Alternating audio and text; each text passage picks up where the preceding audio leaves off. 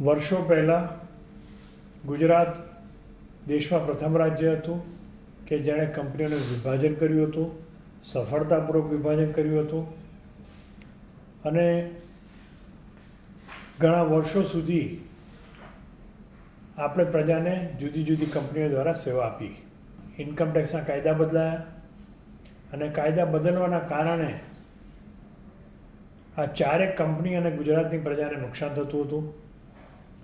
આદરણીય નરેન્દ્રભાઈને રજૂઆત કરી કે આના કારણે જે વિભાજન કર્યું છે એના પર અસર પડશે અને આદરણીય નરેન્દ્રભાઈ, આદરણીય જેટલીજીએ એ રજૂઆતને માન્ય રાખી અને ઇન્કમટેક્સની અંદર આપણને જે મુશ્કેલીઓ પડતી હતી એ મુશ્કેલીઓ દૂર કરી. આનાથી જે ચારેય કંપનીઓ એક સ્થિતિમાં રાજ્ય સરકાર ભેગા કરવા માટે વિચારતી હતી એ હવે કેન્સલ કર્યું છે.